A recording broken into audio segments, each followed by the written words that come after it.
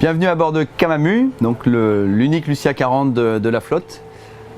C'est un bateau qui a rejoint la flotte en 2017, donc qui est voilà, récent. Il remplace le Lipari 41 au chantier Fontaine-Pajot avec quelques grandes nouveautés, notamment des volumes qui sont vraiment considérables pour un 40 pieds. On va avoir un aménagement 4 cabines doubles et la grande nouveauté surtout c'est que chaque cabine double a sa propre salle de bain. Donc ça c'est assez pratique. C'était de plus en plus demandé par les clients en général. En revanche, les pointes avant aménagées ont disparu. Donc c'est un bateau qui est fait pour accueillir 8 personnes et non 10 comme le Lipari 41. Comme le reste de la flotte, bon, on va retrouver les équipements standards de mer-mer avec des bateaux complètement autonomes en énergie avec de puissants panneaux solaires et un gros parc de batteries. Et toujours pareil, frigo et congélateur indépendant. C'est un bateau qui est vraiment confortable avec un grand cockpit. Alors, le carré était un petit peu réduit pour favoriser l'espace extérieur, ce qui sous les tropiques est le principal atout. Et ça reste bien sûr un bateau performant à la voile comme l'ensemble des Fontaine-Pajot qui offre à mon avis le meilleur ratio entre navigabilité et confort.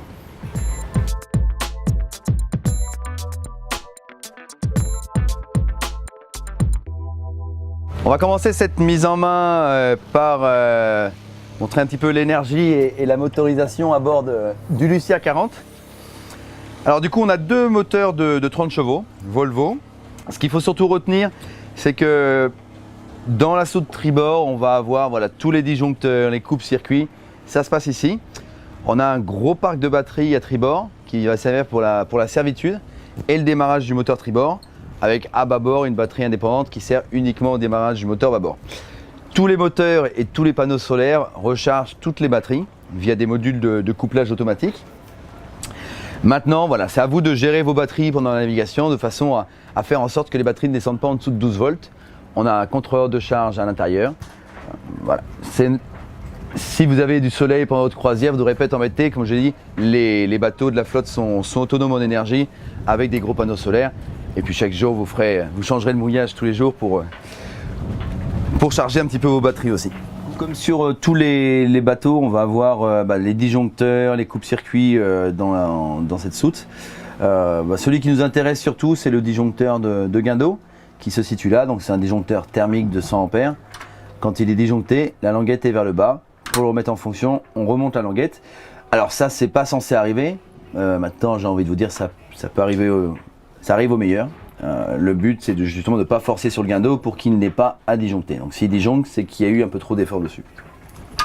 Je refais l'opération, la petite languette, on la remonte. Donc à la table à cartes, on va retrouver, comme je vous l'expliquais, un contrôleur de charge qui va nous donner la tension des batteries de service. Voilà, essayez de bien gérer vos batteries, de faire en sorte à ce qu'elles, voilà, faut pas qu'elles descendent en dessous de 12 volts. Donc la journée avec les panneaux solaires, vous serez toujours en production avec une tension haute.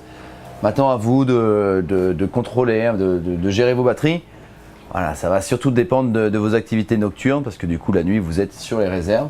Donc pensez à jeter un petit coup d'œil au contrôleur de charge. On va ensuite avoir un tableau de bord comme sur tous les bateaux avec tous nos interrupteurs, donc les feux de navigation, un bouton qui centralise les instruments de navigation.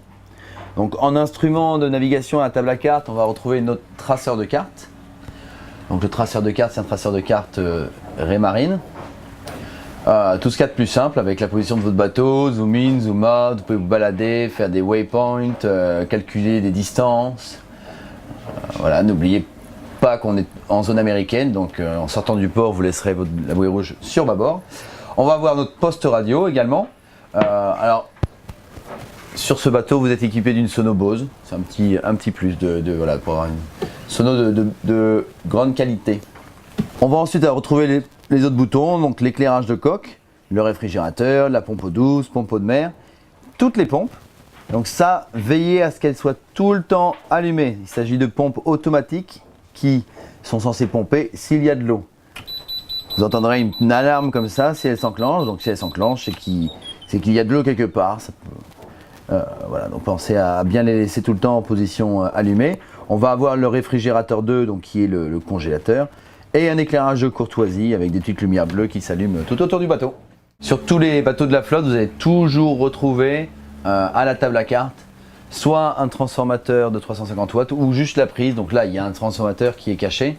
Sachez juste, voilà, cette prise-là balance du 220 en permanence, donc pour charger vos appareils photo, téléphone. Pas de machine Nespresso sur ce bateau, trop gourmand en énergie. En revanche, voilà, vous avez du 220 pour charger tous vos appareils. On a l'avantage sur le Lucia 40 d'avoir un poste bar qui est vraiment confortable et très bien pensé. Bon, on a notamment une vue sur le cockpit et le reste de l'équipage. On va retrouver donc bien sûr notre bar, la girouette avec l'anémomètre, toujours en vent apparent, le sondeur qui est calibré en pied de quillon et le pilote automatique avec l'indication d'angle de barre. Pas besoin de courir au pied de mât ni rien. Tout revient ici avec ici un winch qui sert exclusivement pour la grand voile avec le chariot et l'écoute de grand voile. Un winch ici qui sert pour le génois, donc on va avoir notre écoute tribord et l'écoute bâbord qui sont renvoyés sur ce winch. Et ensuite un troisième winch qui sert donc pour tout le reste. Alors ce winch a l'avantage d'être électrique. Alors faites très attention quand vous l'utilisez à ne jamais mettre les bouts dans le safetelling. Donc on va avoir notre drisse de grand voile, le riz numéro 1 qui est un riz automatique, assez pratique. Le 2 et le 3 en revanche sont manuels, il faudra venir cravater au point d'amure le riz pour pouvoir le prendre. Pour allumer les moteurs, rien de plus simple.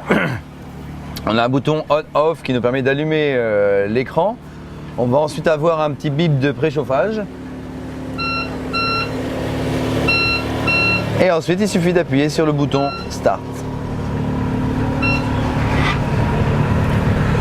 On pense à bien vérifier qu'il y a de l'eau de mer qui sortent de l'échappement. Pour débrayer les moteurs, il vous suffit d'appuyer sur le bouton et d'accélérer. Voilà, ça peut être utile si vous avez besoin de recharger vos batteries. On se met à 1100, 1200 tours pour charger. Pour embrayer, on revient au point mort et on est embrayé. La baille à mouillage. Donc elle a l'avantage dans le Lucia, là, comme vous avez pu voir, les soutes moteurs étaient très volumineuses. La baille à mouillage l'est aussi, donc ça permet de stocker pas mal de choses, de matériel. Ça peut être pratique pour ceux qui veulent louer des blocs de plongée ou du matériel de kitesurf par exemple. On a beaucoup de place. Il y a aussi deux grands coffres à l'avant qu'on vous montrera tout à l'heure qui sont très volumineux et qui permettent de stocker pas mal de matériel. Donc comme tous les fontaines Pajot, on va se retrouver avec un davier qui est un petit peu reculé par rapport à la poutre avant du bateau. Bon, ça ne change pas grand chose, si ce n'est qu'il faudra vraiment faire attention lors du mouillage à bien maintenir le bateau dans l'axe du vent. Donc je m'explique, le ou la chef de bord reste au moteur, on se met face au vent, on enclenche sa marche arrière. Uniquement quand le bateau recule, on balance la pioche et la chaîne. Naturellement, le bateau va se retrouver de travers au vent. Il ne faut surtout pas le laisser se mettre de travers au vent, car quand la chaîne va se mettre en tension, vous allez rayer les flotteurs, que ce soit sur tribord ou bâbord. Donc pendant toute la durée du mouillage, le ou la chef de bord font en sorte que le bateau recule bien face au vent. Voilà. On a ensuite toujours le même principe avec une patte doigt. Donc on met la longueur de chaîne suffisante, on accroche la patte doigt, on rebalance encore 6 mètres de chaîne de façon à ce que quand la patte doigt est tendue devant, qu'il n'y ait aucune tension entre le guindeau et le point d'amarrage de la patte doigt. Et là, le ou la chef de bord peuvent venir mettre un bon coup de marche arrière pour tester son mouillage, s'assurer qu'on est bien mouillé, pour dormir tranquille. Avant de mouiller, on pense bien à enlever la sécurité. Voilà, qu'il faut toujours mettre en navigation. On va avoir la télécommande qui est située dans la baille à mouillage et qui sera derrière, avec deux boutons, down et up. On veillera bien entendu une fois que l'encre sort de l'eau, à vraiment remonter à tâtons, de façon à ce que l'encre vienne se mettre délicatement dans le davier sans me faire des éclats de jet de côte tout autour. Comme je vous l'ai dit, l'avantage de ce bateau, c'est qu'il y a de nombreux espaces de stockage. Donc on n'a pas de pointe avant, donc pas de couchage simple dans les pointes avant.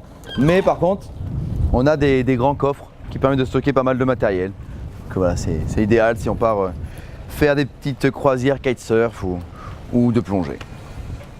Donc sur le Lucia 40, on a une grand voile de 58 mètres carrés, enfin 57,5 mètres carrés pour être précis.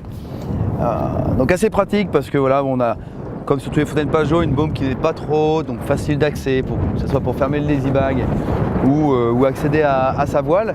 Alors, la spécificité de ce bateau, c'est qu'il a, j'ai fait le choix de mettre un riz automatique là pour le riz numéro 1 est automatique.